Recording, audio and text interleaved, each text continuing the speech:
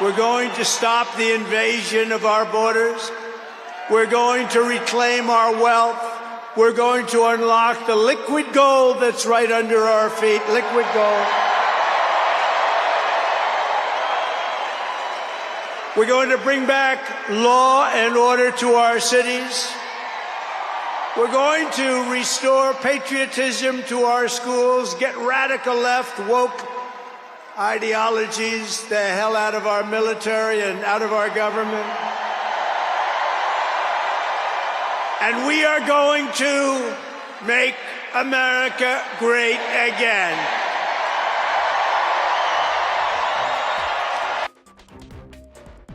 രണ്ടാം ട്രംപ് സർക്കാർ അമേരിക്കയിൽ അധികാരമേൽക്കുമ്പോൾ ഇന്ത്യ ഉൾപ്പെടുന്ന ലോകരാജ്യങ്ങൾ ഉറ്റുനോക്കിയത് ട്രംപിന്റെ രണ്ടാം ഊഴം അമേരിക്കയെ എങ്ങനെ ബാധിക്കും എന്നല്ല, അത് തങ്ങളുടെ തന്നെ നിലനിൽപ്പിനെ എങ്ങനെ ബാധിക്കും എന്നാണ്. അമേരിക്കയെ മുന്നിൽ നിർത്തിയായിരിക്കും എല്ലാ നയങ്ങളും എന്ന ട്രംപിന്റെ പ്രഖ്യാപനം എല്ലാവരെയും ആഹ്ലാദിപ്പിക്കുന്ന ഒന്നല്ല. ലോകാരോഗ്യ സംഘടനയിൽ നിന്ന് പുറത്തു കടക്കാനും കാലാവസ്ഥാ വ്യതിയാനത്തിന്റെ ഭീഷണികളെ ഒറ്റക്കെട്ടായി നേരിടാനുള്ള ലോകരാഷ്ട്രങ്ങളുടെ പ്രയത്നങ്ങളെ നിരുത്സാഹപ്പെടുത്തുന്നതുമായ ട്രംപിന്റെ നയങ്ങൾക്ക് പ്രതികരണങ്ങൾ വരാനിരിക്കുന്നതേ ഉള്ളൂ. മനുഷ്യലോകത്തെ ആണും പെണ്ണും എന്ന രണ്ടു വർഗം മാത്രമായി കാണാനുള്ള ട്രംപ് ഭരണകൂടത്തിന്റെ തീരുമാനവും പുതിയ കാലത്തെ സ്വത്ത് നിർണയ സങ്കല്പങ്ങൾക്കും അവയുടെ അവകാശബോധത്തിലെ പൊളിച്ചെഴുത്തുകൾക്കും മുഖം തിരിഞ്ഞു നിൽക്കുന്നതാണ്. അതിനു പുറമെയാണ് കുടിയേറ്റ നയത്തിലും പൗരത്വ നയത്തിലുമുള്ള ട്രംപ് പരിഷ്കാരങ്ങൾ. ശതകോടീശ്വരന്മാരുടെ ചങ്ങാത്തത്തിനും സ്വേച്ഛാധിപതികളുടെ കയ്യടിക്കും ചേരും വിധം പരുവപ്പെട്ടതാണോ ഭരണത്തിലെ ട്രംപ് ശൈലി? അതോ വരാനിരിക്കുന്നത് ട്രംപ് അവകാശപ്പെടുന്ന അമേരിക്കയുടെ സുവർണ യുഗമോ? എൻകൗണ്ടർ പ്രൈം തുടങ്ങുന്നു. പ്രേക്ഷകർക്ക് സ്വാഗതം.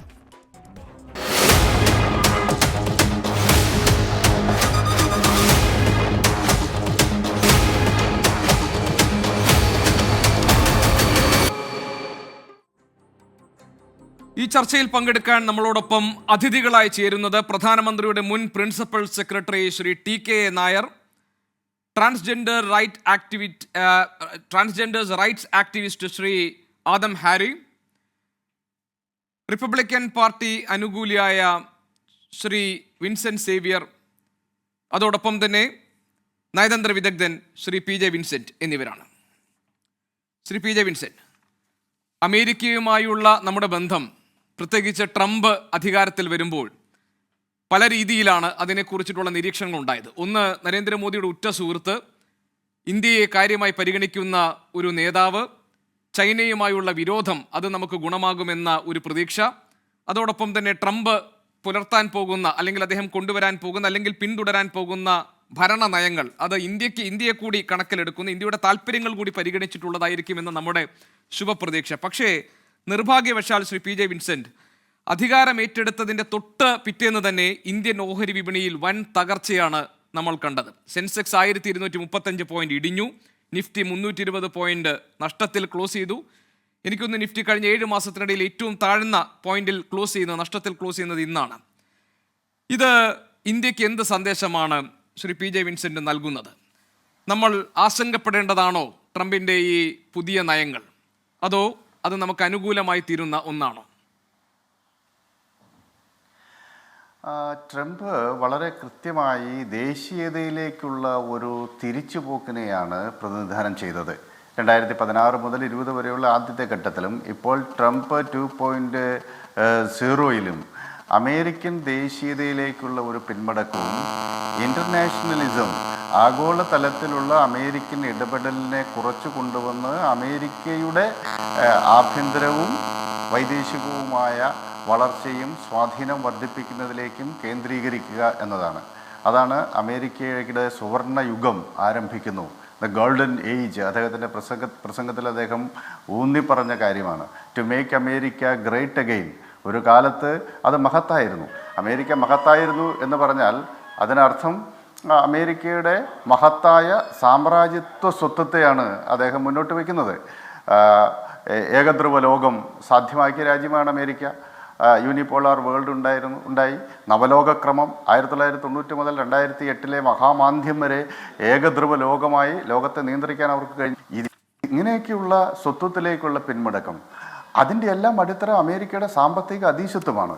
പക്ഷേ ചൈനയുടെ വളർച്ചയോടുകൂടി 2008 അമേരിക്കൻ മാന്ദ്യവും അതിനുശേഷം ചൈനയുടെ പടിപടിയായിട്ടുള്ള സാമ്പത്തിക വളർച്ചയും നമ്മൾ പരിഗണിക്കുമ്പോൾ അമേരിക്കയുടെ ആഗോളാടിസ്ഥാനത്തിലുള്ള സാമ്പത്തിക അധീശത്വം കൃത്യമായി ചോദ്യം ചെയ്യപ്പെട്ടു. ഈ ഘട്ടത്തിലാണ് അമേരിക്കയുടെ മറ്റ് രാഷ്ട്രീയ തലത്തിലും മറ്റ് ഇതര മേഖലയിലുമുള്ള അമേരിക്കയുടെ സോഫ്റ്റ്വെയർ അവരുടെ ലോലശക്തിയിൽ പോലും ഇടിവുണ്ടായി. അതുകൊണ്ടാണ് അമേരിക്ക ഒരു ഡിക്ലൈനിങ് സൂപ്പർ പവർ എന്ന് ലോകം വിലയിരുത്തുന്ന ഒരു സാഹചര്യമുണ്ടായി. അവിടെ നിന്നാണ് ട്രംപേരിക്ക വരുന്നത്, ട്രംപിൻ്റെ നവയാഥാസ്ഥിക നയങ്ങൾ വരുന്നത്. അത് തീർച്ചയായിട്ടും ലോകരാജ്യങ്ങളെ പ്രതികൂലമായി ബാധിക്കാനാണ് സാധ്യത. ഇപ്പോൾ യുണൈറ്റഡ് നേഷൻസിൽ ഏറ്റവും അധികം പണം കൊടുക്കുന്നത് അമേരിക്കയാണ്. അങ്ങനെ പണം ഞങ്ങൾ തരില്ല എന്ന് ട്രംപ് വളരെ അദ്ദേഹത്തിൻ്റെ ആദ്യത്തെ പ്രസിഡൻസിയുടെ കാലത്ത് തന്നെ സൂചിപ്പിച്ചു. എന്തിനേറെ നാറ്റോയോട് പോലും അദ്ദേഹം എടുത്ത നിലപാട് യൂറോപ്പിനും ലോകത്തിലെ മറ്റിതര രാജ്യങ്ങളും ജപ്പാൻ അടക്കമുള്ള രാജ്യങ്ങൾക്ക് സൈനിക കവർ കൊടുക്കുന്നത് അമേരിക്കയാണ്. അതങ്ങനെ വെറുതെ ഞങ്ങൾ സൈനിക സഹായവും അവരുടെ സുരക്ഷിതത്വം ഉറപ്പുവരുത്താൻ തയ്യാറല്ല, അതിന് നിങ്ങൾ പേ ചെയ്യണം എന്ന് അദ്ദേഹം പറയുകയുണ്ടായി. ഈ നാറ്റോ സഖ്യത്തോട് പോലും അദ്ദേഹത്തിൻ്റെ സമീപനം അതായിരുന്നു. കാരണം യൂറോപ്പിൻ്റെ സുരക്ഷിതത്വ കവറേജ് അമേരിക്ക നൽകും, പക്ഷേ അമേരിക്കയ്ക്ക് പേ ചെയ്യണം എന്നുള്ളതാണ്. അപ്പോൾ കൃത്യമായ ഒരു സാമ്പത്തിക ലക്ഷ്യം മുൻനിർത്തിക്കൊണ്ടുള്ള പോളിസിയാണ്. അപ്പോൾ ഇന്ത്യയോടുള്ള നയത്തിലും അത് തന്നെയായിരിക്കും റിഫ്ലക്റ്റ് ചെയ്യുക. ഇന്ത്യയുടെ താല്പര്യങ്ങൾ അമേരിക്കയുടെ താല്പര്യങ്ങൾ ഏറ്റുമുട്ടുന്ന ഘട്ടത്തിൽ അമേരിക്കൻ താല്പര്യങ്ങൾ അതിശക്തമായി മുന്നോട്ട് കൊണ്ടുപോകുന്ന ഒരു സമീപനമായിരിക്കും ട്രംപ്. മികച്ച വാണിജ്യ വ്യാപാര ബന്ധം ഇന്ത്യയുമായിട്ട് പല കരാറുകളിലൂടെ ഊട്ടിയുറപ്പിച്ചിട്ടുണ്ട് അമേരിക്ക. ഇന്ത്യക്ക് വലിയ പ്രതീക്ഷ നൽകുന്നതായിരുന്നു. മാത്രമല്ല താങ്കൾക്കറിയാം, വിവരസാങ്കേതിക വിദ്യയുടെ മേഖലയിലുമൊക്കെ ഇന്ത്യയുടെ വലിയ തൊഴിലവസര സാധ്യതയായി അമേരിക്കയെ നമ്മൾ കണ്ടിരുന്നു. അവിടെ ജനിക്കുന്ന കുട്ടികൾ അവർക്ക് അവിടുത്തെ സിറ്റിസൺസായി മാറുന്ന, അവിടുത്തെ പൗരന്മാരായി മാറുന്ന ഒരു അവസരം നമുക്ക്, അത്തരം സന്ദർഭങ്ങൾ നമുക്കുണ്ടായിരുന്നു. പക്ഷേ നോക്കൂ, അവിടെ ആ രാജ്യങ്ങളിലേക്ക്, അതായത് അമേരിക്കയിലേക്ക് മറ്റ് രാജ്യങ്ങളിൽ നിന്നുമുള്ള ഇറക്കുമതിക്കുള്ള കനത്ത നികുതി ഏർപ്പെടുത്താൻ വേണ്ടിയുള്ള തീരുമാനം ട്രംപ് എടുക്കാൻ പോവുകയാണ്. മാത്രമല്ല അവിടുത്തെ ജനങ്ങൾക്ക് നികുതി കുറയ്ക്കാനും പോകുന്നു. എന്ന് പറഞ്ഞാൽ ഇന്ത്യ അടക്കമുള്ള രാജ്യങ്ങളെ അകറ്റി നിർത്തുകയും താങ്കൾ പറഞ്ഞതുപോലെ അമേരിക്കയുടെ ഈ നാഷണലിസ്റ്റ് ആയിട്ടുള്ള ഒരു പോളിസിയിലേക്ക് വന്നുകൊണ്ട് അവിടെ ഒരു സുവർണ യുഗം കൊണ്ടുവരാനുമുള്ള ശ്രമം എന്നത് ഇന്ത്യയെ സംബന്ധിച്ച് ഒട്ടും ആശാവഹമല്ലല്ലോ. അപ്പോൾ നരേന്ദ്രമോദിയുമായുള്ള സൗഹൃദം ഇന്ത്യയെ കാര്യമായി പരിഗണിക്കുന്നു എന്ന നമ്മുടെ ശുഭപ്രതീക്ഷ ഇതൊക്കെ അസ്ഥാനത്താവുകയല്ലേ? ഇതിന് നമുക്ക് കൃത്യമായി ബ്ലാക്ക് ആൻഡ് വൈറ്റ് ആയിട്ട് കാണാൻ സാധിക്കില്ല. ഒരു ഗ്രേ സ്പേസിൽ നിന്നുകൊണ്ട് ഇതിനെ സമീപിക്കാൻ സാധിക്കുകയുള്ളൂ. ഇന്ത്യയുടെ സാമ്പത്തിക രംഗം എടുക്കുമ്പോൾ തീർച്ചയായിട്ടും അമേരിക്ക പ്രൊട്ടക്ഷനിസത്തിലേക്ക് പോകുന്ന സാഹചര്യത്തിൽ ഇന്ത്യക്ക് ക്ഷീണമുണ്ടാകും. അതേസമയം ലോകത്തിലെ ഏറ്റവും വലിയ പർച്ചേസിംഗ് പവർ പാരിറ്റി വെച്ച് നോക്കിയാൽ ലോകത്തിലെ 3-ാം സ്ഥാനത്ത് 3ാമത്തെ വലിയ എക്കണോമിയാണ്. നമ്മൾ ഓൾറെഡി ലോകത്തിലെ 5ാമത്തെ വലിയ എക്കണോമിയായി മാറിക്കഴിഞ്ഞിരിക്കുന്നു. മാത്രവുമല്ല ഏഷ്യൻ മേഖലയിൽ ചൈനയുമായിട്ട് അമേരിക്ക നടത്തുന്ന വ്യാപാര യുദ്ധത്തിൽ ഇന്ത്യയെ പോലെയുള്ള ഒരു വിപണി, ഇന്ത്യ എന്ന രാഷ്ട്രത്തിൻ്റെ ബൗദ്ധികവും ഇന്ത്യയുടെ മാർക്കറ്റും ഒന്നും മാറ്റി നിർത്താൻ അമേരിക്കയ്ക്ക് കഴിയില്ല. അതേസമയം പ്രൊട്ടക്ഷനിസത്തിലേക്ക് അമേരിക്ക പോകുന്ന ഘട്ടത്തിൽ അത് ഇന്ത്യയുടെ വ്യവസായത്തെ ബാധിക്കും, നമ്മുടെ വാണിജ്യത്തെ ബാധിക്കും, നമ്മളുടെ മാർക്കറ്റിനെ ബാധിക്കും. അതേസമയം സുരക്ഷിതത്വം സംബന്ധിച്ച മിലിറ്ററി, ഇപ്പോൾ ഇന്ത്യ നേരിടുന്ന വെല്ലുവിളികളെ സംബന്ധിച്ച് ഇക്കാര്യങ്ങളിലൊക്കെ അമേരിക്കൻ പിന്തുണ നമുക്ക് കിട്ടും.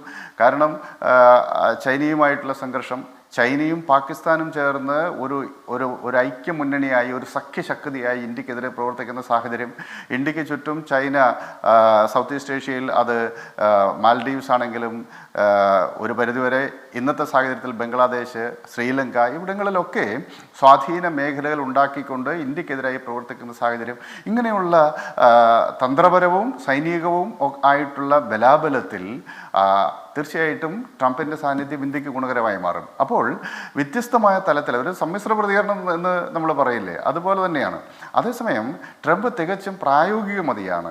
അതുകൊണ്ട് തന്നെ ഇനി അങ്ങോട്ടുള്ള ലോകത്ത് ഇന്ത്യയും ചൈനയും അതിൻ്റെ സെൻട്രൽ സ്ഥാനത്തേക്ക് വരുമ്പോൾ ചൈനയുമായിട്ട് അമേരിക്ക സംഘർഷം രൂക്ഷമാകുന്ന ഘട്ടത്തിൽ ഇന്ത്യയെ പോലൊരു രാജ്യത്തിൻ്റെ പിന്തുണയില്ലാതെ അതിന് പ്രത്യേകിച്ച് ആഫ്രോ യുറേഷ്യൻ മേഖലയിൽ അമേരിക്കൻ താല്പര്യങ്ങളെ മുന്നോട്ട് കൊണ്ടുപോകണമെങ്കിൽ അവർക്ക് ഇന്ത്യയുടെ സഹായം തേടിയേ പറ്റൂ.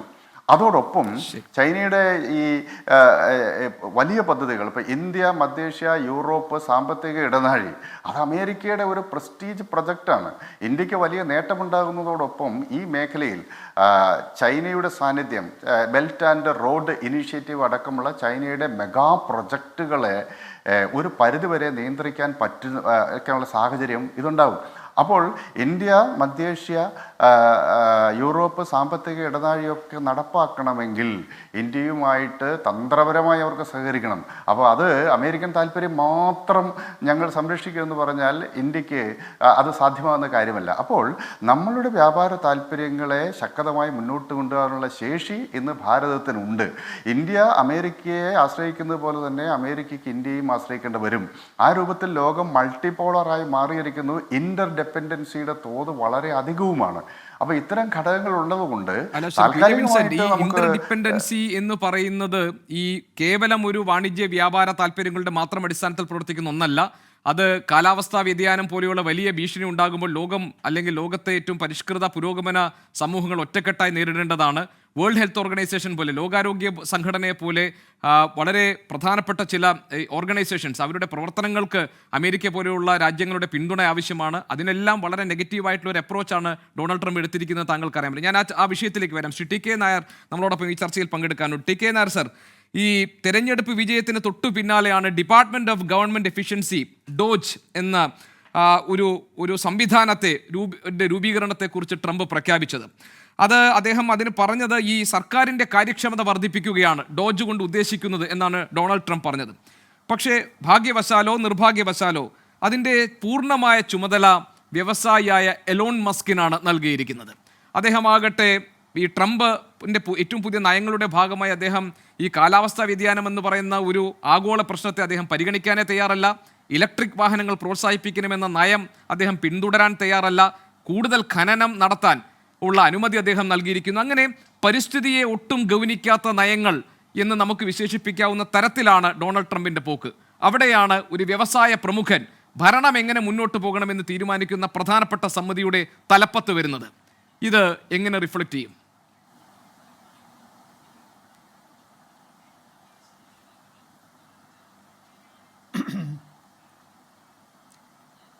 ട്രംപ് അധികാരത്തിൽ വന്നതിന് ശേഷം ഒരു ദിവസമേ ആയിട്ടുള്ളൂ.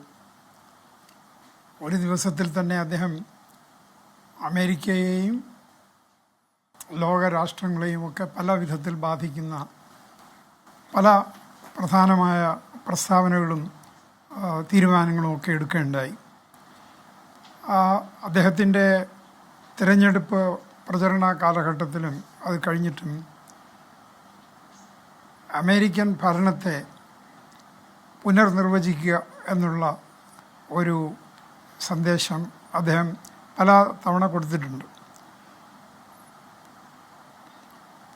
അമേരിക്കയിലെ പ്രസിഡന്റ് തെരഞ്ഞെടുപ്പ് കാലത്ത് ട്രംപിന് വലിയ പിന്തുണ സാമ്പത്തികമായും അല്ലാതെയും നൽകിയ എലോൺ മസ്ക് എന്ന് പറയുന്ന ലോകത്തിലെ ഏറ്റവും വലിയ ധനികനായ വ്യവസായിയാണ് ട്രംപിൻ്റെ ഏറ്റവും അടുത്ത ഈ ഭരണകാര്യങ്ങളിലും അതുപോലെയുള്ള റിഫോംസിൻ്റെ കാര്യത്തിലും ഇൻഡസ്ട്രിയലൈസേഷൻ്റെ കാര്യത്തിലുമൊക്കെ അദ്ദേഹത്തിന് മുകളിൽ ഏറ്റവും സ്വാധീനം ചെലുത്തുന്ന ആളാണ് എലോൺ മസ്ക് എന്നുള്ളത് നമുക്ക് മനസ്സിലായി കഴിഞ്ഞു ഈ 2 ദിവസത്തിനകത്ത് തന്നെ. അദ്ദേഹത്തിൻ്റെ അഭിപ്രായത്തിൽ, അല്ലെങ്കിൽ എലോൺ മസ്കും അദ്ദേഹത്തിൻ്റെ കൂടെ അമേരിക്കൻ റിപ്പബ്ലിക്കൻ പാർട്ടിയുടെ പ്രസിഡന്റ് സ്ഥാനാർത്ഥിയാകാൻ ആഗ്രഹിച്ചിരുന്ന രാമസ്വാമി എന്ന് പറയുന്ന ഇന്ത്യയുമായി ബന്ധമുള്ള മറ്റൊരു അല്ലെങ്കിൽ ഒരു ടെക്നോക്രാറ്റ്, ഇവർ രണ്ടുപേരും കൂടെ ചേർന്നിട്ട്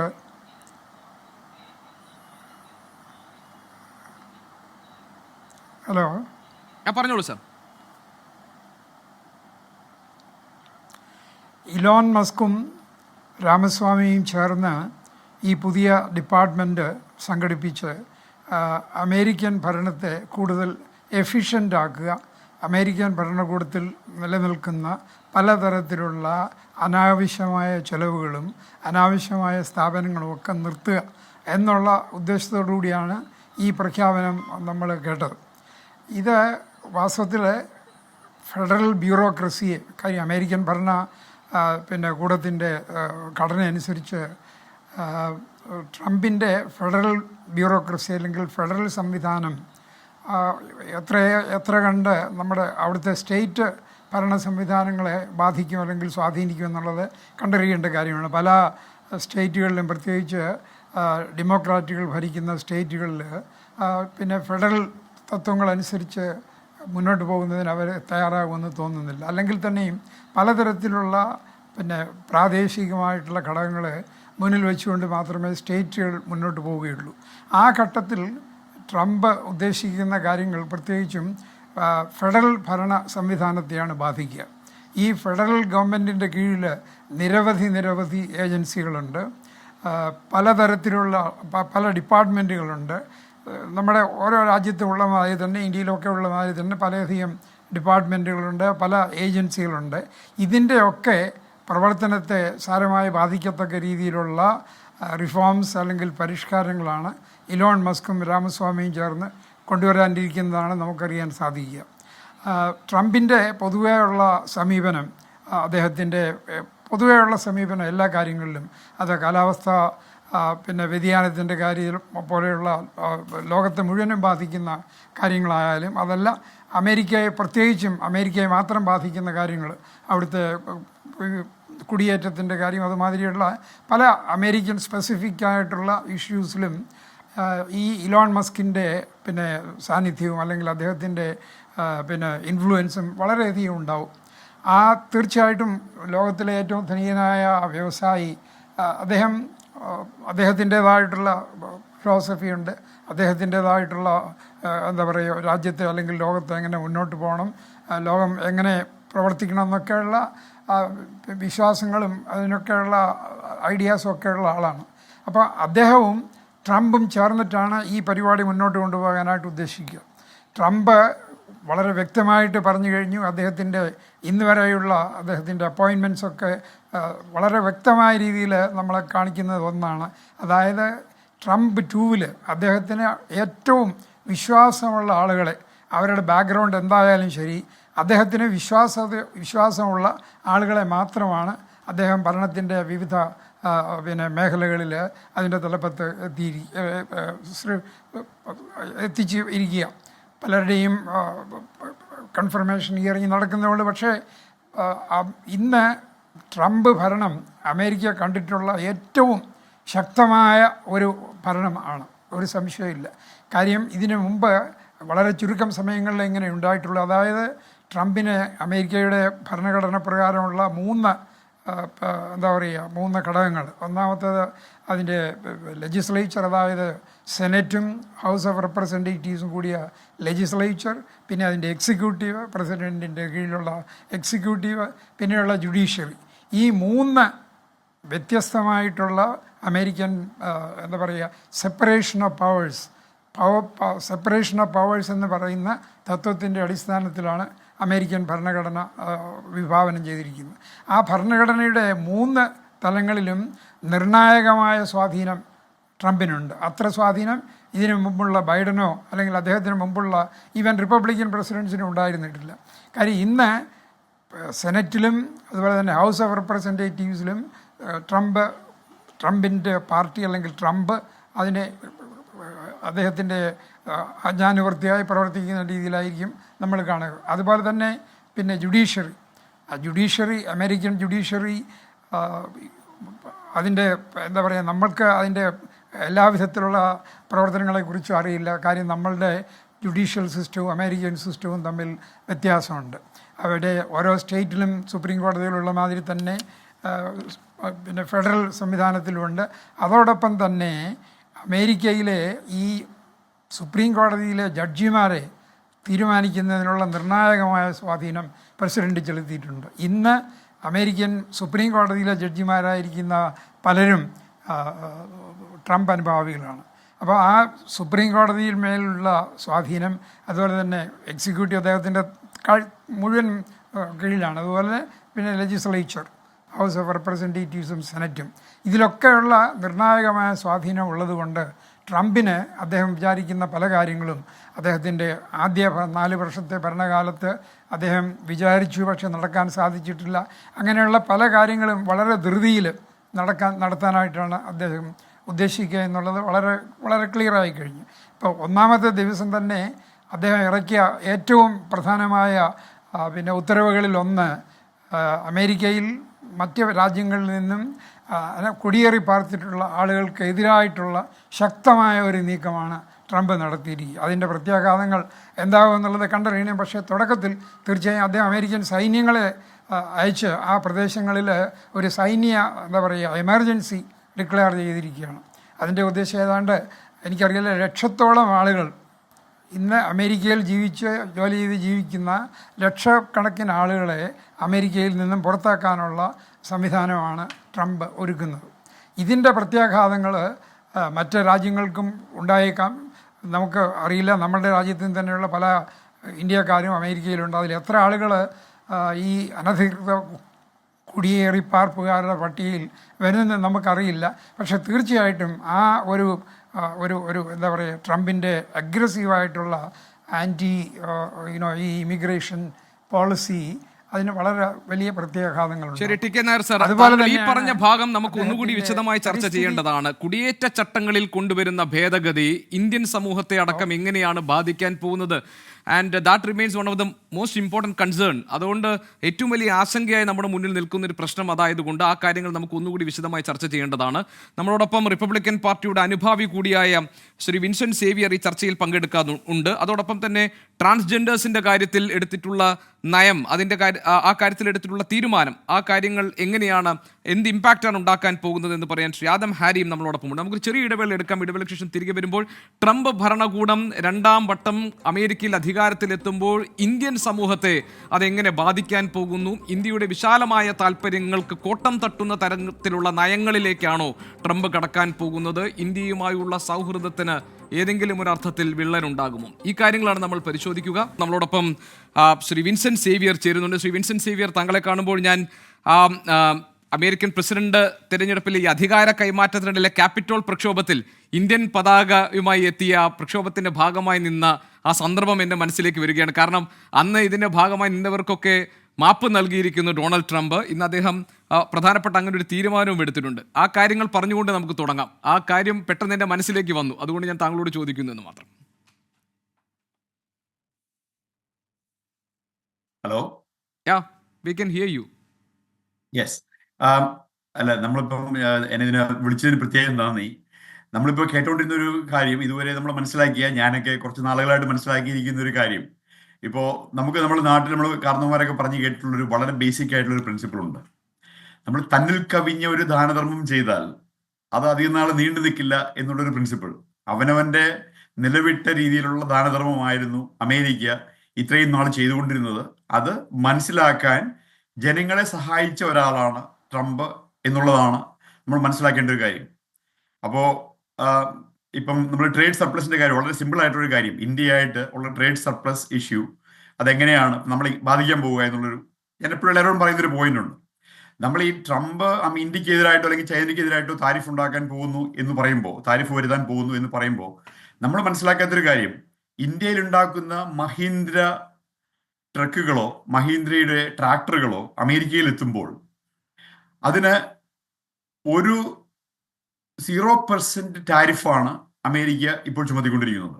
അതേസമയം അമേരിക്കയിൽ ഉണ്ടാക്കുന്ന ഹാർലി ഡേവിഡ്സൺ ബൈക്ക് ഇന്ത്യയുടെ മാർക്കറ്റിൽ എത്തുമ്പോൾ, അത് ഇത്രയും പ്രൊഡക്ഷൻ കോസ്റ്റ് ഇത്രയും കൂടുതലുള്ള ഒരു രാജ്യത്തുണ്ടാക്കുന്ന ഹാർലി ഡേവിഡ്സൺ ബൈക്ക് ഇന്ത്യയുടെ മാർക്കറ്റിൽ എത്തുമ്പോൾ അതൊരു ഫോറിൻ വെഹിക്കിൾ ആയതുകൊണ്ട്, ഫോറിൻ ആയിട്ടുള്ള പ്രൊഡക്ട്സ് ഉള്ള സാധനം ആയതുകൊണ്ട് നമ്മളതിന് ചാർജ് ചെയ്യുന്നത് 100% കസ്റ്റംസ് ആണ്. ഇതെങ്ങനെയാണ് ഫെയർ ആവുക? അപ്പോൾ വേൾഡ് ഹെൽത്ത് ഓർഗനൈസേഷന് പൂർണ്ണമായിട്ടും അതിന്റെ മെജോറിറ്റി ഫണ്ടിങ് കൊടുക്കുന്ന ഒരു രാജ്യമാണ് അമേരിക്ക. പക്ഷെ അമേരിക്കയുടെ പ്രസിഡന്റ് പറയുന്നത് കേൾക്കാതെ ചൈനയെ പ്രൊട്ടക്ട് ചെയ്യാനായിട്ട്, വുഹാൻ വൈറസ് ഉണ്ടാക്കിയ ചൈനയെ അന്നത്തെ സമയത്ത് പ്രൊട്ടക്ട് ചെയ്യാനായിട്ടുള്ള സമീപനമാണ് വേൾഡ് ഹെൽത്ത് ഓർഗനൈസേഷൻ അന്ന് സമീപിച്ചത്. വളരെ ചെറിയൊരു ഡോണർ ആയിട്ടുള്ള ചൈനയെ വളരെ മെജോറിറ്റി ആയിട്ടുള്ള സപ്പോർട്ട് ചെയ്യുന്ന അമേരിക്കയുടെ ഗവൺമെന്റ്, അമേരിക്കയുടെ പ്രസിഡന്റ് പറയുന്നത് കേൾക്കാതെ ഇതിനെങ്ങനെയാണ് അമേരിക്കയ്ക്ക് സപ്പോർട്ട് ചെയ്യാൻ കഴിയുക? അപ്പം ഇങ്ങനെയുള്ള കാര്യങ്ങളിൽ ഇത്രയും നാളും അമേരിക്ക പിന്തുടർന്നു വന്ന തന്നിൽ കവിഞ്ഞ ദാനധർമ്മം എന്നുള്ള രീതി മാറ്റി അത് തെറ്റാണ്, ഇത് നടക്കുന്നുണ്ട് എന്ന് അമേരിക്കൻ ജനങ്ങളെ മനസ്സിലാക്കി ഭരണം പിടിച്ചെടുത്തിയ ആളാണ് ട്രംപ്. അപ്പോൾ ഇനി ചെയ്യാൻ പോകുന്നത് വളരെ ഫെയർ ആയിട്ടുള്ള രീതിയിലുള്ള കാര്യങ്ങളായിരിക്കും. ഇപ്പൊ ഇവിടെ ഡിസ്കഷന് നേരത്തെ കേട്ടതുപോലെ തന്നെ ഇന്ത്യ ഒരു വളർന്ന ഒരു ശക്തിയാണ്. ഇന്ത്യക്ക് തീർച്ചയായിട്ടും പണ്ടത്തേനേക്കാളും വളരെ സീരിയസ് ആയിട്ടുള്ള റോള് ഇന്റർനാഷണൽ ഓർഡറിൽ പ്ലേ ചെയ്യാനുണ്ട്. പ്രത്യേകിച്ചും ചൈനയായിട്ടുള്ള പ്രതിസന്ധി വരുമ്പോഴും സൗത്ത് ചൈനയിൽ സീല ഇഷ്യൂസ് ആയാലും ക്വാഡ് അലയൻസ് മുമ്പോട്ട് കൊണ്ടുപോകുന്ന കാര്യത്തിലാണെങ്കിലും. അപ്പൊ അതിനൊന്നും ഇന്ത്യയും അമേരിക്കയുമായിട്ടുള്ള ഇഷ്യൂവിൽ ഒരിക്കലും ട്രംപിന് ഇന്ത്യയെ കൺസിഡർ ചെയ്യാണ്ട് മുമ്പോട്ട് പോകാൻ പറ്റില്ല. ബിക്കോസ് ഇന്ത്യ ഒരു ശക്തിയായിട്ട് വളർന്നു കഴിഞ്ഞു.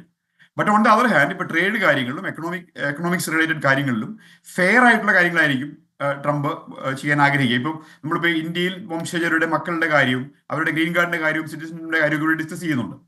നമ്മൾ മനസ്സിലാക്കേണ്ട ഒരു കാര്യം, എന്താണ് ശരിയായിട്ടുള്ള പ്രശ്നം? പുള്ളി പ്രശ്നങ്ങൾ ഹാൻഡിൽ ചെയ്യുന്ന ഒരു പ്രസിഡന്റാണ്. പ്രശ്നങ്ങൾ താങ്കൾ ഈ വിഷയത്തിന്റെ ഒരു മർമ്മപ്രധാനമായ ഭാഗത്ത് എത്തിയതുകൊണ്ട് ഞാൻ ചോദിക്കുകയാണ്. അതായത് അമേരിക്കയെ സുവർണ യുഗത്തിലേക്ക് കൈപിടിച്ചുയർത്തുമ്പോൾ അവിടെ ഇന്ത്യൻ വംശജരടക്കമുള്ളവർ അന്യരായി മാറുന്ന ഒരു സാഹചര്യം ഉണ്ടാകുമോ? അപ്പോൾ താങ്കൾ പറഞ്ഞതുപോലെ സിറ്റിസൺഷിപ്പ് ബൈ ബർത്ത് എന്ന് പറയുന്നത് എനിക്ക് തോന്നുന്നത് അവിടെ ഒരു കോൺസ്റ്റിറ്റ്യൂഷൻ ഗ്യാരണ്ടി ചെയ്യുന്നതാണ്, അല്ലേ? അവിടെ ജനിക്കുന്ന ആളുകൾക്ക് അവിടെ പൗരത്വം ഉണ്ടാകും എന്നത് അമേരിക്കയുടെ ഭരണഘടന ഉറപ്പു നൽകുന്ന ഒരു കാര്യമാണെന്നാണ് ഞാൻ മനസ്സിലാക്കുന്നത്. അത് എടുത്തു കളയും എന്ന് ഡൊണാൾഡ് ട്രംപ് പറയുന്നത്, is it that much easy to do that എന്ന ചോദ്യമുണ്ട്. പിന്നെ how it is going to effect the Indian community എന്ന ക്വസ്റ്റ്യൻ ഉണ്ടല്ലോ. Yes, it is not easy. That will be constitutional challenges. American കോൺസ്റ്റിറ്റ്യൂഷന്റെ 14th amendment പ്രകാരമാണ് ഈ ജനിക്കുന്നവർക്കെല്ലാം citizenship എന്നുള്ള ആ ഒരു നയമുള്ളത്. അല്ലാതെ ഇന്ത്യയിൽ നിന്നോ ചൈനയിൽ നിന്നോ വരുന്ന ഡിപ്ലോമാറ്റിക് ആയിട്ട് വിസയിൽ വരുന്നവരോ അല്ലെങ്കിൽ H1 വിസയിൽ വരുന്നവരോ ഗ്രീൻ കാർഡ് കിട്ടി വരുന്നവരോ ആയിട്ടുള്ള ആൾക്കാരുടെ മക്കൾക്ക് ഇന്ത്യൻ സിറ്റിസൺ അല്ലാത്ത സമയത്തുണ്ടായ മക്കൾക്ക് കിട്ടുന്നതിന് വേണ്ടിയിട്ടല്ല ആ നിയമം ഉണ്ടായത്. ആ നിയമം ഉണ്ടായത് ഡ്യൂറിങ് സിവിൽ വാർ ഇവിടെ സ്ലേവ്സ് ആയിരുന്ന ആൾക്കാരുടെ മക്കള് അല്ലെങ്കിൽ അവർക്കൊരു സിറ്റിസൺഷിപ്പ് പൂർണ്ണമായിട്ട് ഇല്ലാണ്ടിരുന്ന ആൾക്കാരുടെ മക്കൾക്ക് പൂർണ്ണ സിറ്റിസൺഷിപ്പ് ഗ്രാന്റ് ചെയ്യുന്ന 14th അമെന്റ്മെന്റ് പ്രകാരമാണ് ആ നിയമം അമേരിക്കയിൽ ഉണ്ടായത്. അല്ലാതെ വരുന്നവർക്ക് എല്ലാവർക്കും സിറ്റിസൺഷിപ്പ് കൊടുക്കുന്ന ഒരു നിയമമായിരുന്നില്ല, അതിന്റെ ഉദ്ദേശം അതായിരുന്നില്ല. അപ്പൊ കാര്യങ്ങൾ മാറി. ഇപ്പൊ സ്ലേവ്സിന്റെ മക്കൾക്ക് ആ പ്രശ്നമില്ല. അപ്പൊ വീണ്ടും ആ കോൺസ്റ്റിറ്റ്യൂഷണൽ ആയിട്ടുള്ള പ്രൊവിഷൻ നിലനിൽക്കുന്നു. അതുകൊണ്ട് കോൺസ്റ്റിറ്റ്യൂഷണൽ ചാലഞ്ചസ് ഉണ്ടാവും. പക്ഷേ നമ്മൾ മനസ്സിലാക്കേണ്ട ഒരു കാര്യം, ഇതിനകത്തെ പ്രശ്നം എന്താണ്? റിയൽ ആയിട്ടും ട്രംപ് അറ്റാക്ക് ചെയ്യാൻ ശ്രമിക്കുന്ന പ്രശ്നം എന്താണ്? ഈ ഇന്ത്യയിൽ നിന്ന് വരുന്ന ലീഗലായിട്ട് വരുന്ന, ഇപ്പൊ ഞാൻ ആ ഒരു കാറ്റഗറിയിൽ പെട്ട ഒരാളാണ്. ഞാനിവിടെ F1 സ്റ്റുഡന്റ് വിസയിൽ വന്നയാളാണ്. എഞ്ചിനീയറിംഗ് കഴിഞ്ഞിട്ട് മാസ്റ്റേഴ്സ് ചെയ്യാൻ വേണ്ടി വന്നയാളാണ്. ഞാൻ ആ സ്റ്റുഡന്റ് വിസയിലായിരുന്ന സമയത്ത് എൻ്റെ എനിക്കൊരു കുഞ്ഞുണ്ടായി. ആ കുഞ്ഞിന് നാച്ചുറലായിട്ടും സിറ്റിസൺഷിപ്പ് കിട്ടി. ഇവിടുത്തെ ഇപ്പോൾ എക്സിസ്റ്റ് ചെയ്യുന്ന നിയമവും അതിന്റെ നടപടിയും അനുസരിച്ച് സിറ്റിസൺഷിപ്പ് കിട്ടി. പക്ഷെ അതുകൊണ്ട് എനിക്ക് എന്ത് പ്രയോജനമാണ് ഉണ്ടായത്?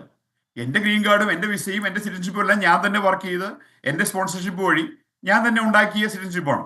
അപ്പം ഞാൻ ലീഗലായിട്ട് ഇരിക്കുന്നിടത്തോളം കാലം എനിക്കുണ്ടാവുന്ന ഒരു കുഞ്ഞിന് ലീഗലായിട്ട് ഇവിടെ നിൽക്കാനുള്ള എന്തെങ്കിലും വിസ ഉണ്ടായാലേ പറ്റുള്ളൂ. എൻ്റെ കൊച്ചിനെ ഇന്ത്യയിലേക്ക് പറഞ്ഞു വിടാൻ പറ്റില്ലല്ലോ നാച്ചുറലായിട്ടും. അപ്പം ഞാൻ ഒരു പ്രശ്നവും ഇതുകൊണ്ട് ഫേസ് ചെയ്യാൻ പോകുന്നുണ്ടായിരുന്നില്ല. ഇന്ത്യൻ സിറ്റിസൺസിന് കൊച്ചിന് നാച്ചുറലായിട്ടും സിറ്റിസൺഷിപ്പ് കിട്ടാത്തത് കൊണ്ട്.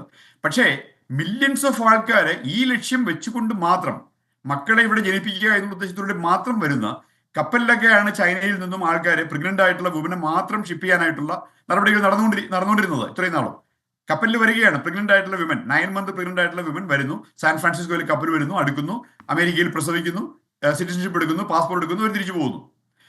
ഇത്തരം കാര്യങ്ങൾ വളരെ മാസീവായിട്ടുള്ള നമ്പറിൽ നടക്കുന്നുണ്ട്.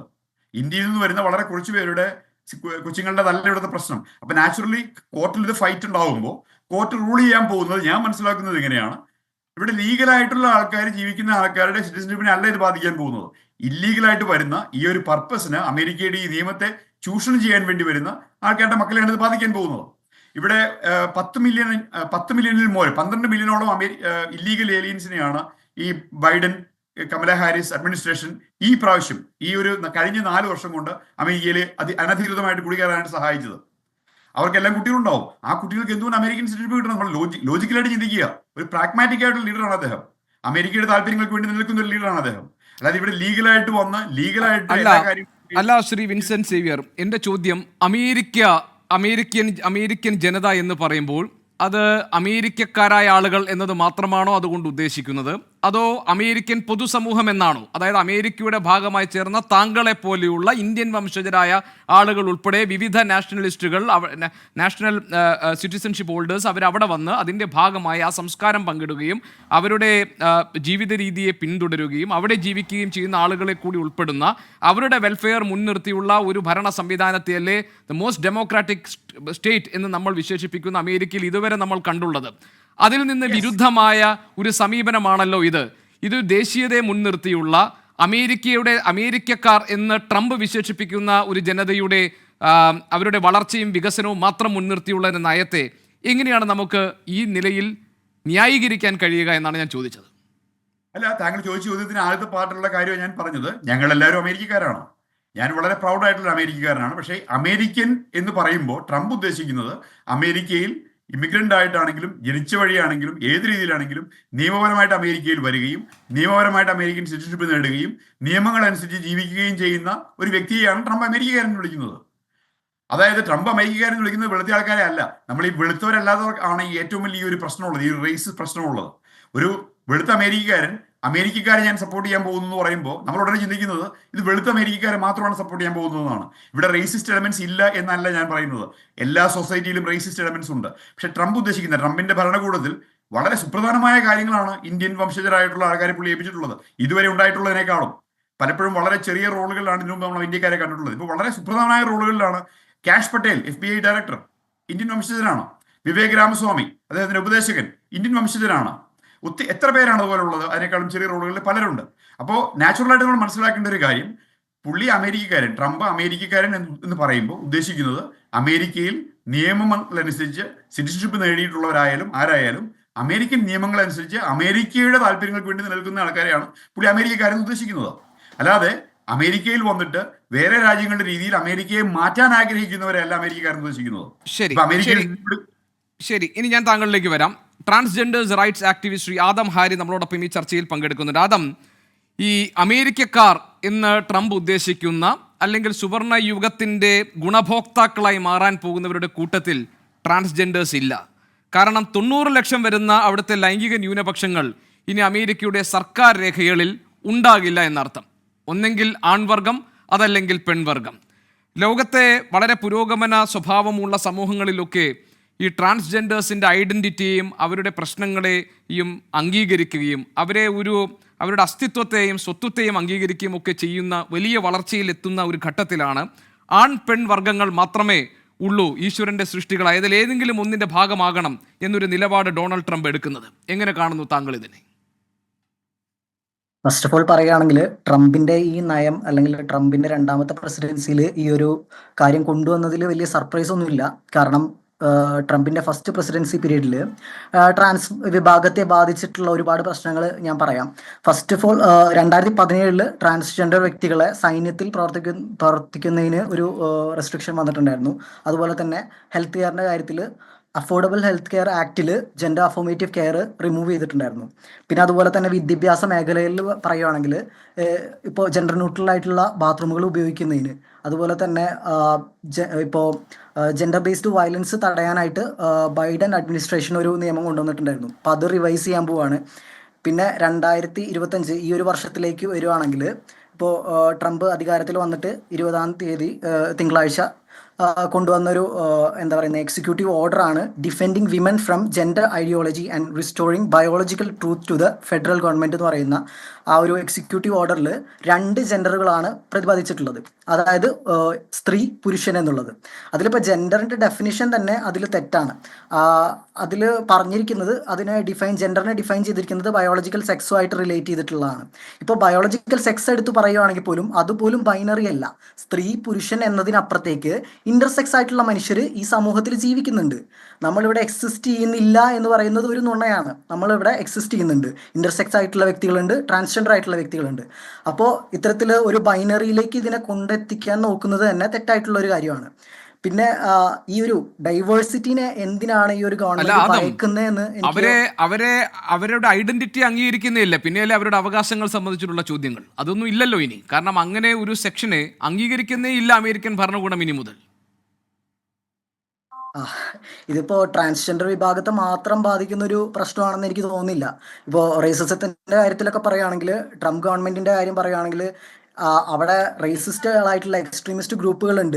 അതുപോലെ തന്നെ ജെൻഡറിന്റെ കാര്യത്തിലാണെങ്കിൽ പോലും ഇങ്ങനെയുള്ള ആളുകൾ എക്സിസ്റ്റ് ചെയ്യുന്നില്ല, അല്ലെങ്കിൽ ഇങ്ങനെയുള്ള ആളുകൾ US സിറ്റിസൺസ് ആയിട്ടുള്ള ട്രാൻസ്ജെൻഡർ വ്യക്തികളൊക്കെ അപ്പം എവിടെ പോകണം? അവിടെ രാജ്യത്ത് അല്ലെങ്കിൽ അവിടെ ജീവിക്കുന്ന ആളുകളായിട്ടുള്ളവർക്ക് അവിടെ ജീവിക്കാനും അല്ലെങ്കിൽ സ്വന്തം സ്വത്വം തുറന്നു പറയാനും അവകാശമില്ല എന്ന് പറയുന്നൊരു ഇത് വളരെ, അതായത് അവരുടെ ഒരു എന്താ റൈറ്റിനെ അല്ലെങ്കിൽ അവരുടെ ഡിഗ്നിറ്റിനെ ബാധിക്കുന്ന ഒരു കാര്യമാണ്. ഇപ്പോൾ പറയുകയാണെങ്കിൽ ഒരു ഉദാഹരണം പറയാം. അമേരിക്കൻ ആക്ടറായിട്ടുള്ള ട്രാൻസ്ജെൻഡർ ആക്ടിവിസ്റ്റ് ആയിട്ടുള്ള ലാവൻ കോക്സ് ഒരു സ്റ്റേറ്റ്മെന്റ് പറയുന്നുണ്ട്. If we are denied our access to our bodies, our rights and our identity, we are denied our humanity എന്നാണ് പറയുന്നത്. അപ്പോൾ സിമ്പിൾ ആയിട്ടുള്ള ഒരു കാര്യമാണ്. നമ്മുടെ സ്വത്വത്തിൽ നമുക്ക് ജീവിക്കാൻ പറ്റുക, അല്ലെങ്കിൽ നമ്മുടെ അവകാശങ്ങൾ, നമ്മൾ അർഹിക്കുന്ന നമ്മുടെ അവകാശങ്ങൾ നമ്മുടെ ജെൻഡറിന്റെ പേരിലോ നമ്മുടെ നിറത്തിന്റെ പേരിലോ നമ്മുടെ സ്വത്വത്തിന്റെ പേരിലോ ഒന്നും നിഷേധിക്കപ്പെടാൻ പാടില്ല എന്നുള്ള സിമ്പിൾ ആയിട്ടുള്ള ഒരു കാര്യം എന്തുകൊണ്ട് മനസ്സിലാവുന്നില്ല എന്നുള്ളതാണ്. അപ്പോൾ ഇത്തരം എക്സ്ട്രീമിസ്റ്റ് ഗ്രൂപ്പുകൾക്കൊക്കെ ഈ ഒരു മൈനോറിറ്റിയുടെ കാര്യം മനസ്സിലാക്കാൻ പറ്റുന്നില്ല എന്നുള്ളത് പ്രോബ്ലമാറ്റിക് ആയിട്ടുള്ള കാര്യം തന്നെയാണ്. ശരി, ഞാൻ താങ്കളിലേക്ക് വരാം. ശ്രീ പി ജെ വിൻസെന്റ്, ഒരു കമന്റ് ഒന്ന് പറയാനായിട്ട് ഈ ട്രാൻസ്ജെൻഡർ ഇഷ്യൂ എന്ന് പറയുമ്പോൾ നമ്മൾ മനസ്സിലാക്കേണ്ട ഒരു കാര്യം, ട്രംപ് ആദ്യമായിട്ട് പറഞ്ഞിട്ടുള്ള മെയിൻ ആയിട്ടുള്ള ഒരു സംഭവം ട്രാൻസ്ജെൻഡറിന് മിലിറ്ററിയിൽ സ്ഥാനമില്ല എന്നുള്ളതാണ്. ഇപ്പോൾ അമേരിക്കയുടെ പ്രതിയോഗികളായിട്ട് വരാൻ സാധ്യതയുള്ള രീതിയിൽ കൺസിഡർ ചെയ്യുന്ന ഏത് രാജ്യത്താണ് ട്രാൻസ്ജെൻഡർ മിലിറ്ററിയിലുള്ളത്? ഇന്ത്യയിലുണ്ടോ?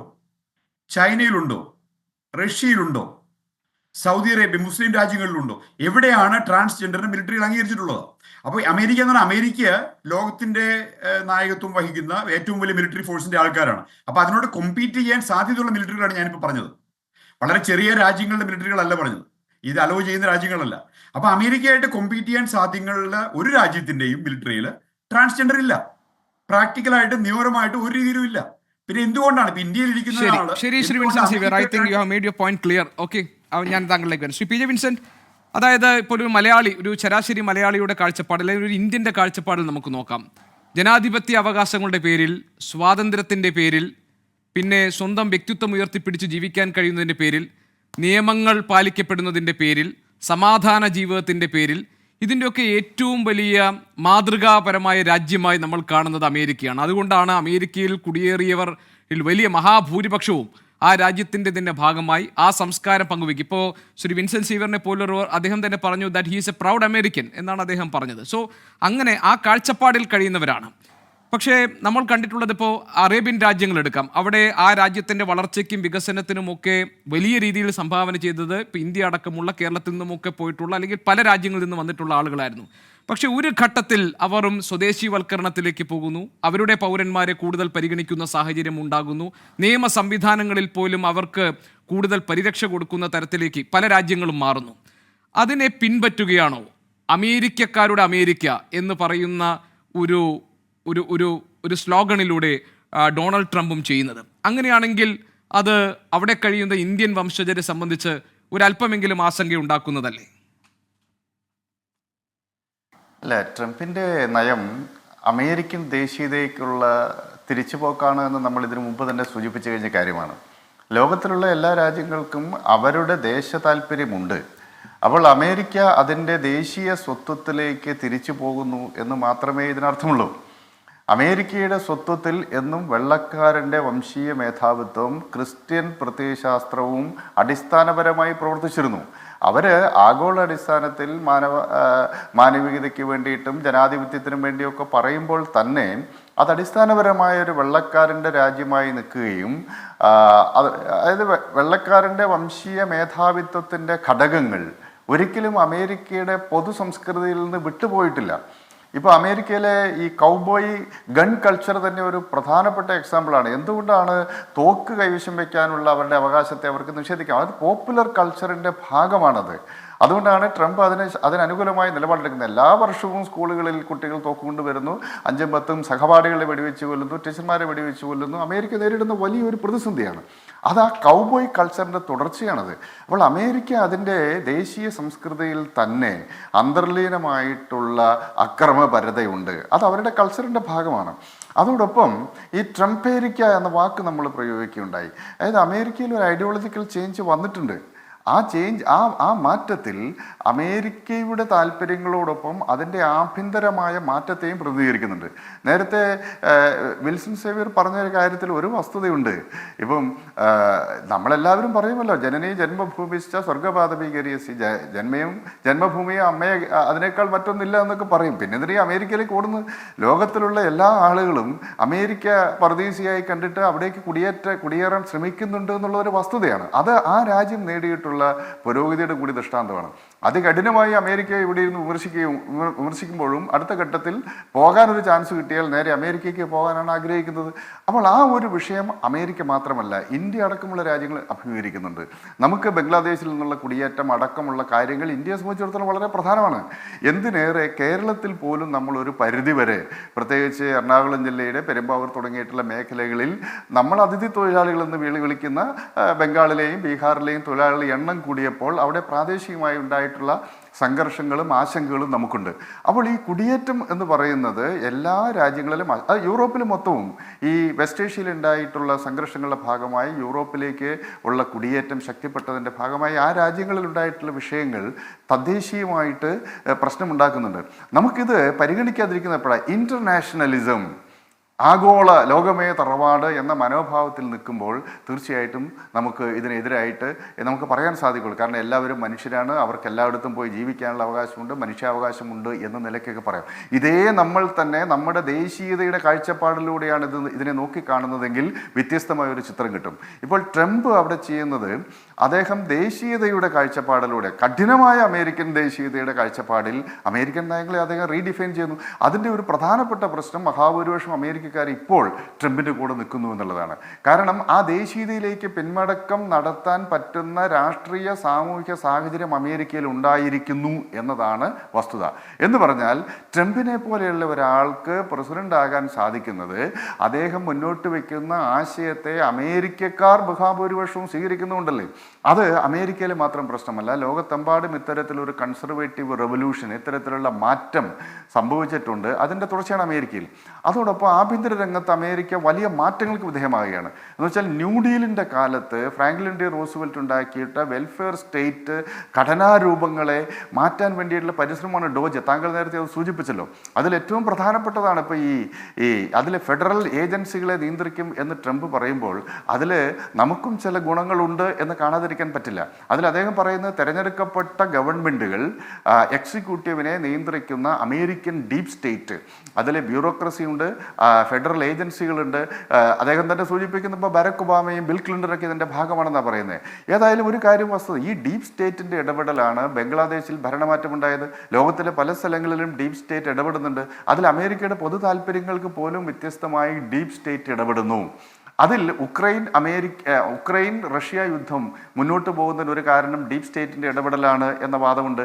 അതോടൊപ്പം ഈ ഗസ സംഘർഷം നീണ്ടതിന് പിന്നിലും അമേരിക്കൻ ഡീപ് സ്റ്റേറ്റിൻ്റെ ഇത്തരം ആരോപണങ്ങൾ അദ്ദേഹം ഉന്നയിച്ചു. അതുകൊണ്ടാണ് അദ്ദേഹം പറഞ്ഞത്, ഞാൻ അധികാരത്തിൽ വന്ന ഉടനെ തന്നെ ഈ അമേരിക്കൻ ഡീപ് സ്റ്റേറ്റിനെ തകർക്കും, ഉക്രൈൻ റഷ്യ സംഘർഷം അവസാനിപ്പിക്കും, ഗസയിൽ വെടിനിർത്തൽ കൊണ്ടുവരും എന്നൊക്കെ പറയുന്നത്. അപ്പോൾ ഇത്തരത്തിലുള്ള ടി കെ നായർ സാറുണ്ട്. ടി കെ നായർ സാർ, ഈ വേൾഡ് ഹെൽത്ത് ഓർഗനൈസേഷന് ഏറ്റവും കൂടുതൽ വിഹിതം നൽകുകയും എന്നാൽ ചൈനയോട് വിധേയത്വം കാണിക്കുന്ന ഒരു സംഘടനയെന്ന് മനസ്സിലാക്കി ഇതൊരു പാഴ്ചെലവാണ് എന്ന് പറഞ്ഞുകൊണ്ട് അതിൽ നിന്ന് പിന്മാറാൻ ഒരു തീരുമാനമെടുക്കുകയും ഈ ആഗോള കാലാവസ്ഥാ ഭീഷണിയെ നേരിടാൻ വേണ്ടി ലോകരാഷ്ട്രങ്ങൾ ഒന്നാകെ പ്രയത്നിക്കുമ്പോൾ അതിനോടൊപ്പം നിൽക്കില്ല എന്ന് പ്രഖ്യാപിക്കുകയും ഒക്കെ ചെയ്യുന്നത് ഏത് ദേശസ്നേഹത്തിൻ്റെ പേരിലാണെന്നാണ് നമ്മൾ മനസ്സിലാക്കേണ്ടത്. ഇങ്ങനെ അമേരിക്കയ്ക്ക് മുന്നോട്ട് പോകാൻ കഴിയുമോ?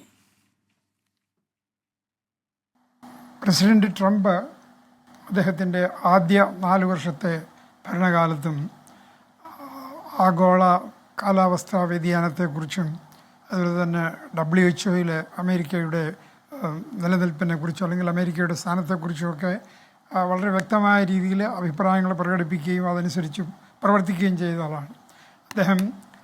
ലോക രാഷ്ട്രങ്ങളുടെ വളരെ കാലത്തെ പരിശ്രമ ഫലമായി പാരീസ് എഗ്രിമെൻ്റ് ഉണ്ടാക്കിയതാണ്. ലോകം ഏറ്റവും ഭയാനകമായ കാലാവസ്ഥാ വ്യതിയാനത്തിൻ്റെ പ്രത്യാഘാതങ്ങൾ അനുഭവിക്കാൻ പോകുന്നു. അതിന് ഏറ്റവും ചുരുങ്ങിയ രീതിയിലെങ്കിലും തടയുന്നതിന് അല്ലെങ്കിൽ അതിന് ഒരു വിരാമം ഇടുന്നതിന് അല്ലെങ്കിൽ അതിനെ ലഘൂകരിക്കുന്നതിന് ആവശ്യമായ കാര്യങ്ങൾ വളരെ വളരെ ദീർഘമായ ചർച്ചകൾക്ക് ശേഷമാണ് പാരീസ് ഉടമ്പടിയിലൂടെ നമ്മൾ കണ്ടത്. ആ പാരീസ് ഉടമ്പടിയെ ട്രംപ് അദ്ദേഹത്തിൻ്റെ ആദ്യ 4 വർഷത്തെ ഭരണകാലത്ത് തന്നെ പരിപൂർണമായി നിരാകരിച്ചു എന്നുള്ളത് ഒരു കാര്യം. രണ്ടാമത് അദ്ദേഹം WHO നിന്നും പിന്മാറി. അതും പുതിയ കാര്യമല്ല. അദ്ദേഹം WHO നിന്നും പിന്മാറി.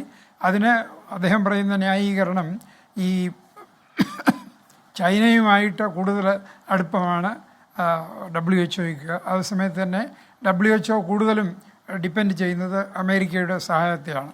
ഒരു ഒരു ഒരു അമേരിക്കൻ പ്രസിഡൻ്റ് എന്നുള്ള നിലയിൽ ട്രംപിൻ്റെ ഒരു ഒരു ഒരു ഒരു വശത്തു കൂടി നോക്കിയാൽ ട്രംപ് പറയുന്നത് ശരിയാണ്. കാര്യം you know America is spending the largest amount of money in maintaining the WHO, then WHO has got to have some concern for America.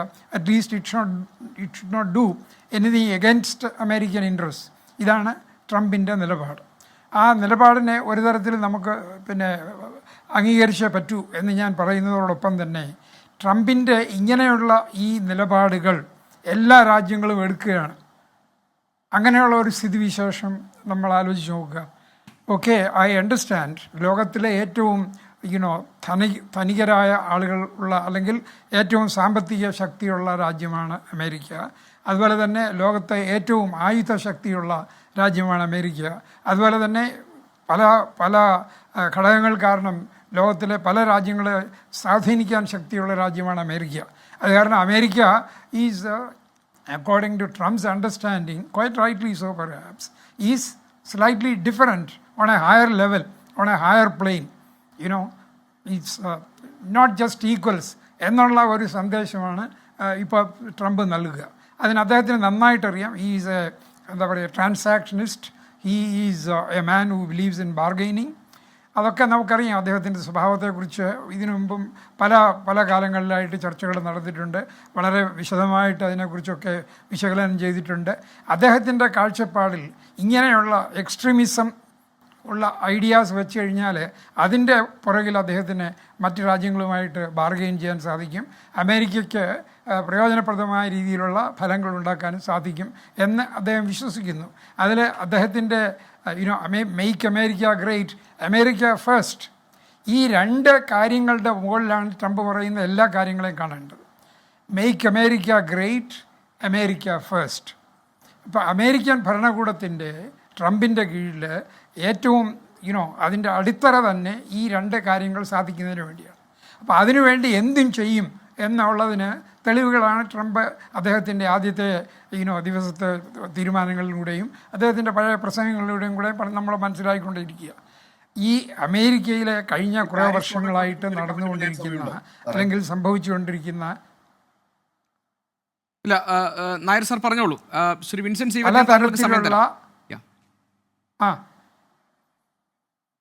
പലതരത്തിലുള്ള സംഘർഷങ്ങളും പലതരത്തിലുള്ള എന്താ പറയുക അബറേഷൻസും നിറഞ്ഞ ഒരു രാജ്യമാണ് അമേരിക്ക.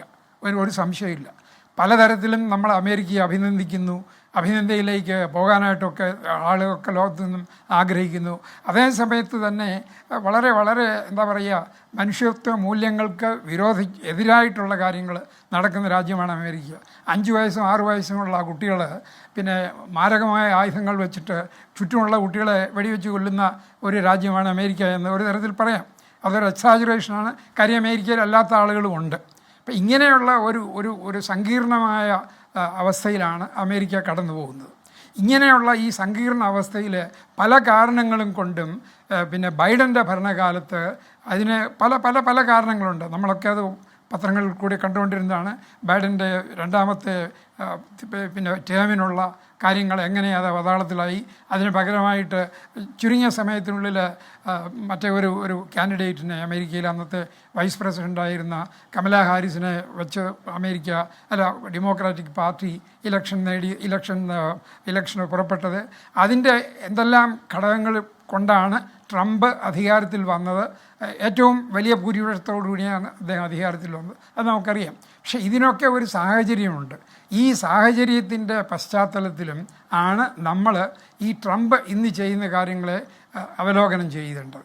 എനിക്ക് ഏറ്റവും കൂടുതൽ എന്താ പറയുക, what is my great concern, ഒന്ന് കാലാവസ്ഥാ വ്യതിയാനത്തിൻ്റെ കാര്യത്തിൽ ട്രംപ് എടുത്തിരിക്കുന്ന നടപടി. അത് വാസ്തവത്തിൽ ലോക രാഷ്ട്രങ്ങൾക്ക് മുഴുവനും പ്രതികൂലമായ രീതിയിൽ ബാധിക്കുന്നതാണ്. രാഷ്ട്രങ്ങൾക്ക് മാത്രമല്ല, ലോകത്തിലുള്ള എല്ലാ ആളുകൾക്കും, അമേരിക്കക്കാർ ഉൾപ്പെടെ. ഈ കാലാവസ്ഥാ വ്യതിയാനം കൊണ്ട് വന്നുകൂടുന്ന ദുരന്തങ്ങളെക്കുറിച്ച് അമേരിക്കക്കാർക്കും നല്ല ബോധമുണ്ട്. അമേരിക്കയുടെ പല സ്റ്റേറ്റ്സുകളും ഇന്ന് ഈ കാലാവസ്ഥാ വ്യതിയാനത്തിൻ്റെ ഫലമായിട്ട് പലതരത്തിലുള്ള പ്രകൃതി ദുരന്തങ്ങൾ അനുഭവിക്കുന്നവരാണ്. നമ്മുടെ കേരളത്തിലും ഇന്ത്യയിലും എല്ലാം ഇത് ലോകമാസകലം എല്ലാവർക്കും അനുഭവപ്പെടുന്ന കാര്യമാണ്. ഇത് കാലാവസ്ഥാ വ്യതിയാനത്തിൻ്റെ കാരണം അല്ല എന്ന് എന്താ പറയുക, ക്ലൈമറ്റ് ചേഞ്ച് ഡിനയൽ ആണ് ട്രംപിൻ്റെ സിദ്ധാന്തം. അതിന് അദ്ദേഹത്തോട് ആർഗ്യൂ ചെയ്തിട്ട് കാര്യമില്ല. ഇന്നിപ്പോൾ പറയാൻ സാധിക്കും, തീർച്ചയായും അദ്ദേഹത്തിൻ്റെ ആർഗ്യുമെൻറ്റിനെ അമേരിക്കൻ ജനത സ്വീകരിച്ചു. അതുകൊണ്ടാണ് ട്രംപ് അധികാരത്തിൽ വന്നത്. ശരി, നമ്മളൊക്കെ ഡെമോക്രസിയിൽ വിശ്വസിക്കുന്ന ആളുകൾ, അത് കാരണം തീർച്ചയായിട്ടും ട്രംപ് അദ്ദേഹത്തിൻ്റെ തിരഞ്ഞെടുപ്പ് കാലത്ത് പറഞ്ഞുകൊണ്ടിരുന്ന കാര്യങ്ങൾ അദ്ദേഹം നടത്തും.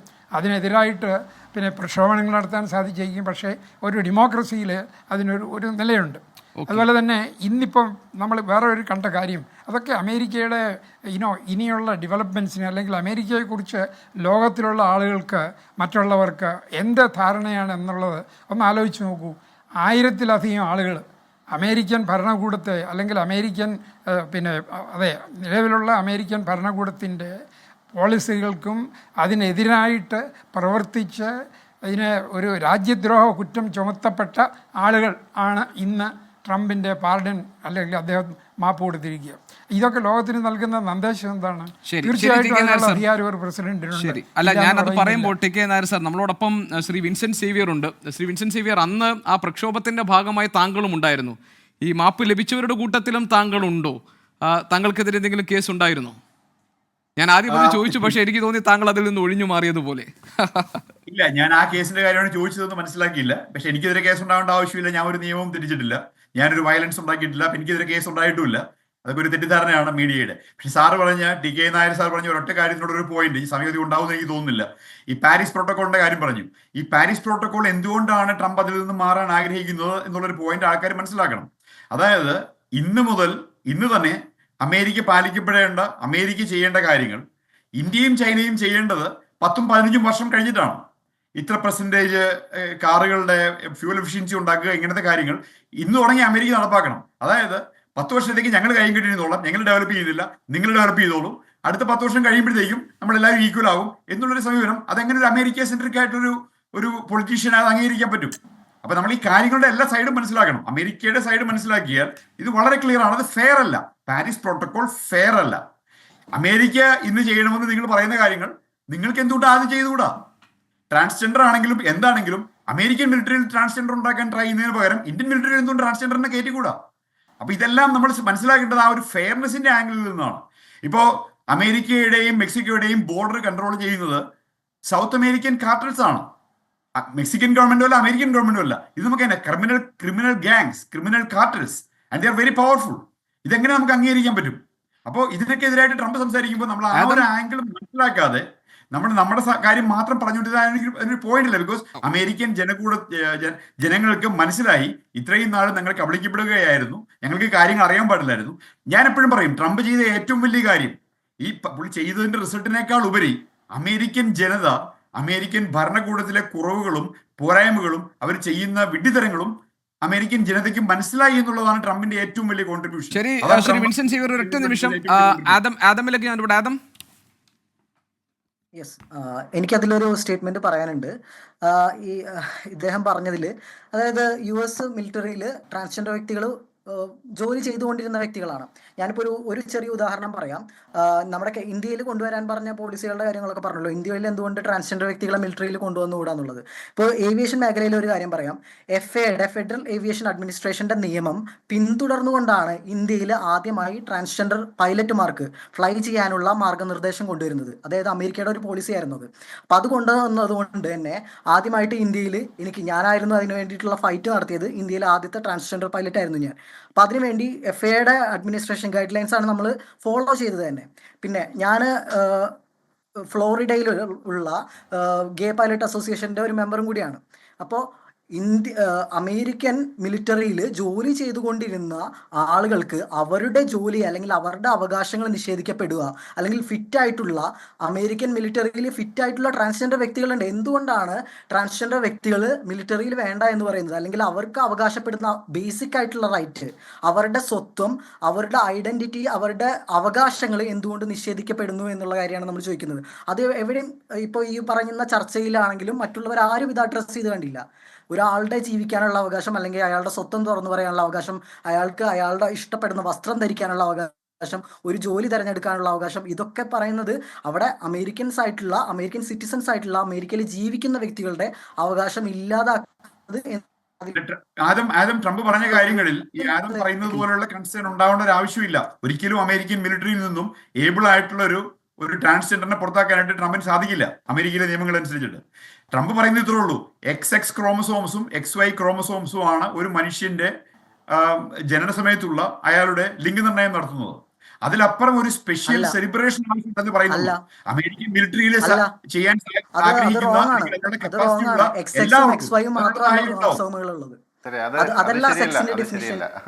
അതല്ല ജെൻഡറിന്റെ സമയം കഴിഞ്ഞു. അതാണ് അല്ലെ, ഈ ട്രാൻസ്ജെൻഡർ ഇഷ്യൂ വളരെ പ്രധാനപ്പെട്ടതാണ്. ഇപ്പോൾ 49.5% സ്ത്രീകളും 49.5% പുരുഷന്മാരും ഉള്ളൂ. 1% ഓഫ് ടോട്ടൽ ഹ്യൂമൻ പോപ്പുലേഷൻ പലതരത്തിലുള്ള ട്രാൻസ്ജെൻഡർ ഐഡന്റിറ്റി ഉള്ളവരാണ്. അവരെ ഇന്റർസെക്സ് അവരെ കൂടി പരിഗണിക്കണം. ഏതായാലും ഡൊണാൾഡ് ട്രംപ് പറയുന്ന അമേരിക്കയുടെ സുവർണ യുഗം അത് ആർക്കൊക്കെയാണ് പുതിയ പറുദീസയായി മാറാൻ പോകുന്നത്, ഇന്ത്യ അടക്കമുള്ള ലോകരാജ്യങ്ങൾക്ക് അത് എങ്ങനെ അത് ബാധിക്കാൻ പോകുന്നു എന്നതൊക്കെ ട്രംപ് ഭരണകൂടത്തിൻ്റെ ഇനിയുള്ള ദിവസങ്ങളായിരിക്കും നിശ്ചയിക്കാൻ പോകുന്നത്. അതുകൊണ്ട് തന്നെ ലോകം ആകാംക്ഷയോടുകൂടി കണ്ണും നട്ടായിരിക്കും ട്രംപ് ഭരണകൂടത്തിൻ്റെ വരും ദിവസങ്ങളെ കാണാൻ പോകുന്നത്. ഈ ചർച്ചയിൽ പങ്കെടുത്ത എല്ലാ അതിഥികൾക്കും നന്ദി. എൻകൗണ്ടർ പ്രൈം ഇവിടെ പൂർത്തിയാകുന്നു. മറ്റൊരു വിഷയവുമായി നാളെ ഇതേ സമയം. Good night.